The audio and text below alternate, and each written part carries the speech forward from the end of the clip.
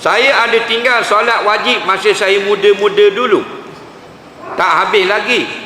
Boleh tak saya buat solat sunat? Dengar baik-baik, ada dua pendapat ulama. Pendapat yang pertama yang masyhur, siapa yang ada hutang yang fardu, jangan buat lagi yang sunat.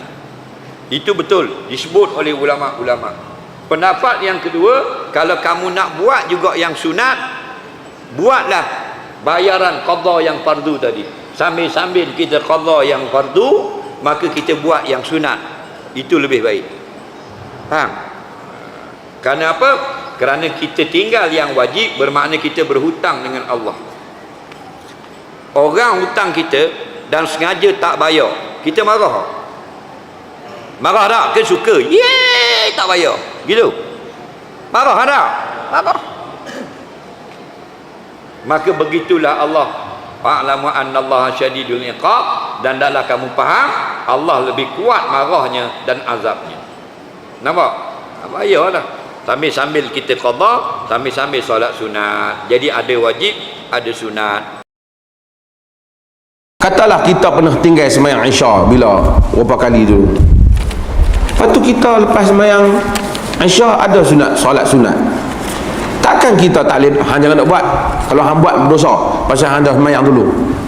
Masa akan Allah menghukum kita kerana kita solat sunat pada dia, kerana disebabkan ada hutang kita dengan dia. Hutang tu kita nak buat-buat. Adapun solat, orang yang tinggal solat dengan sengaja, ulama khilaf pada dua pendapat. Yang pertama, majoriti para ulama kata sesiapa yang tinggalkan solat, katalah dia lah sekarang umur dia, katalah dia taubat, dia balik taubat pada umur 67 tahun. Itu tak ada kesedaran. Mana dia ada kesedaran? 67 tahun tiba-tiba insaf, duduk-duduk atas sutung rumah, tengok bintang, teringat Tuhan. Kata taubatlah dia nya. Mai cerita, Ustaz saya taubat, dosa banyak, nak mula sembahyang, saya nak sembahyang. Dia kata, Ustaz kata kena qadha semua. Balik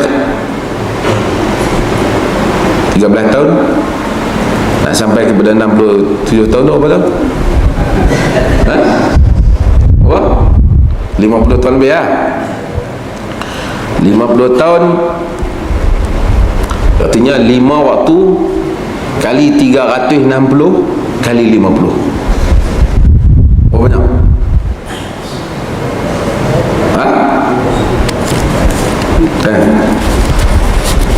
Kata Alibaba Bujang Lapuk, beribu-ribu lah. Macam tu kan. Kalau orang tak buat ni, sembahyang raya sunat dosa.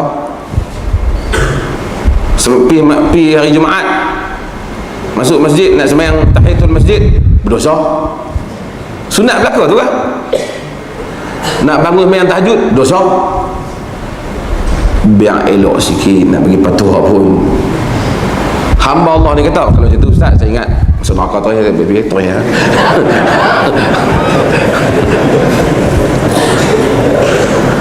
Majoriti para ulama ada yang menyatakan, majoriti para ulama menyatakan dia qadha kesalahan yang telah ditinggalkan. Maksudnya dia qadha lah, dengan kadar dia buatlah. Dia niatlah nak qadha, mungkin dia ada kerja, mungkin sehari dia lah 4 buat 5, nak dia buatlah kadar yang dia tinggal. Ibnu Taimiyah rahimahullah, dia mempunyai pendapat yang lain sikit dalam hal ini dan disokong oleh sebahagian para ulama. Dia menyatakan bahawasanya dia wajib ke atasnya taubat nasuha. Qadha ini hanya kita buat sembahyang ni bagi orang yang tinggal tak sengaja. Orang yang tinggal tak sengaja, kita tidur, kita bukan kaki tak sembahyang subuh, tapi kita silap hari tu tengok bola lebih, tidur, bangkit-bangkit pukul 8, kita sembahyang, itulah masalah kita. Kemudian ulama khilaf masa nak sembahyang tu qadha ke adaan, itu khilaf. Yang penting kita sembahyang subuh lah. Subuh mana subuh kita tinggal tadi. Nabi pun ada kes dalam hadis yang diriwayatkan oleh Al-Imam Al-Bukhari, Nabi di padang pasir bersama dengan Bilal bin Rabah dan sahabat-sahabat lain, bangun-bangun subuh dah masuk dah habis. Nabi ajak sahabat berpindah tempat, kerana tempat tu syaitan, Nabi kata. Artinya ulama kata walaupun bangun waktu dah habis, masih lagi kita boleh buat kerja lain lagi. Untuk kita mandi dulu ke apa. Nabi bergerak. Di tempat lain kemudian Nabi salat. Salat itu qada ke ada? Qada ke tunai? Tu kita pasal duk kalau nak soli. Kalau kita tak kalau nak soli, kita salat subuh jelah. Kita salat subuh. Solat subuh kerana kita tinggal, itulah waktu kita kerana kita tinggal. Katalah kita pitam, kita bagi mereka masa itulah kita solat. Tetapi bagi orang yang sengaja tinggal, dia telah melakukan dosa yang teramat-amat besar dalam agama, yang tidak diubati dengan qada, tapi diubati dengan taubat nasuha. Pada pandangan Ibn Taimiyah, maka dia kata taubat nasuha, kemudian dia minta Tuhan ampun. Saya nak tanya, kalau solat masih ada tak habis qada, lagi kita tak boleh buat solat sunat sahaja atau semua amalan sunat pun tak boleh buat?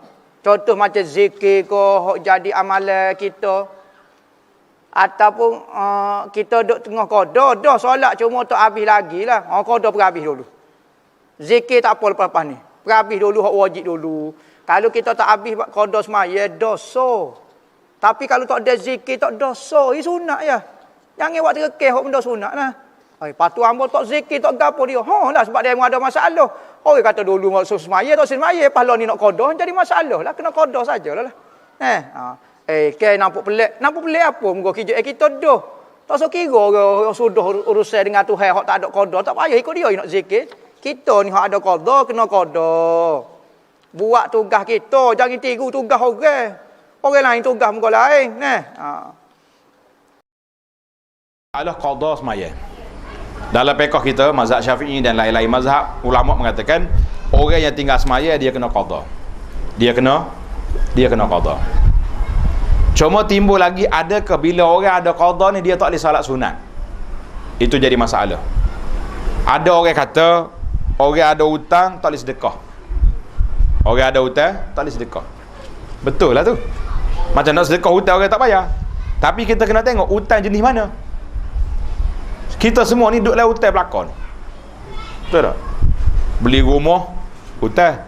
Beli kereta, hutang. Beli motosikal. Cuma kita orang Kelantan ni mudah lah, orang hutang dia panggil. Hutang, orang hutang kita. Hak bini baru ni bayar ke hutang?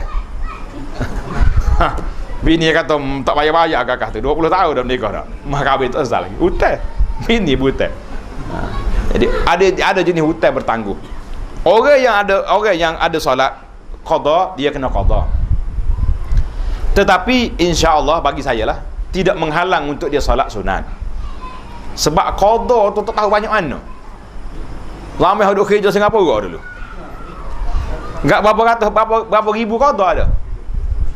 Contohlah sampai kita budak-budak dekat Singapura lah. Singapura sahur masa tu. Tahun 80-an dulu. Lah ni tak dah. Orang tak pergi dah. Baik. Jadi, berapa tahun nak qada, akhir sekali tak boleh mai sunat belaka. Ramai wajib-wajib ni. Bila orang mai tarawih dia cokoh tangga. Gua nak wajib tak mai ada qada. Dia bawa tak qadanya, sakit lutut. Mati gitu orang tua tu. Tak belaka. Pasal tu saya pilih pandangan yang lebih sederhana. Kita kata kita boleh semaya sunat, khususnya sunat rawatib. Sunat rawatib ni kan, qabliyah ba'diyah ni, sunat duha 2 rakaat, sunat witir. Hak lain tu kita qada belaka. Jadi kenapa kita ada setengah ustaz dia syadid, dia kata orang ada qada tak boleh semaya sunat. Akhir kali tak belaka. Nak semaya sunat kada qada, nak semaya qada tak gerak, tak belaka. Nyayong gitu. Jadi kita ambil jalan yang sederhana. Jika ada orang punya hutang solat wajib, dilihat. Jika dia punya hutang solat wajib karena bandel, disuruh nggak mau, maka dia wajib mengqadha solat dan tidak diperkenankan melakukan solat sunnah. Itu pendapat yang dikukuhkan. Jadi kalau dia meninggalkan sholatnya karena menantang Allah, karena bandel, tidak mau sholat, dengan sengaja maka dia wajib mengqadha salat, tidak diperkenankan melakukan salat sunnah terlebih dahulu. Akan tapi jika seseorang meninggalkan salat karena uzur macam-macam, sakit, termasuk sebagian ulama mengatakan kebodohan di masa mudanya, karena banyak bergaul dari orang yang sangat awam, bahkan mungkin agamanya masih setengah-setengah, berarti dia bukan karena tentang Allah, karena nggak ngerti cara sholat yang gampang dan sebagainya, akhirnya banyak meninggalkan sholat, berarti ada uzur saat itu. Maka bagi yang meninggalkan sholat wajib karena uzur, karena ada sebab tadi, maka membayar utangnya, qadhanya boleh suka-suka, dan dia pun melakukan sholat sunnah juga masih boleh, karena saat itu dia tidak wajib membayar kontan, karena waktu melanggar pun bukan karena menantang Allah, tapi karena kebodohannya, karena ada uzur, maka dia boleh melakukan sholat fardu plus sunat. Tapi ingat, utangnya tetap harus dibayar. Sampai kapan? Sampai kebayar semuanya 1 tahun. Jadi seperti itu. Kemudian membayar hutang zuhur tidak harus di waktu zuhur. Membayar utang zuhur bisa dibayar waktu maghrib atau sebaliknya. Atau sebaliknya. Dan sebaiknya adalah sesuai dengan urutannya, agar mudah ngitungnya. Itu saja, semoga Allah menjauhkan kita dari meninggalkan sholat.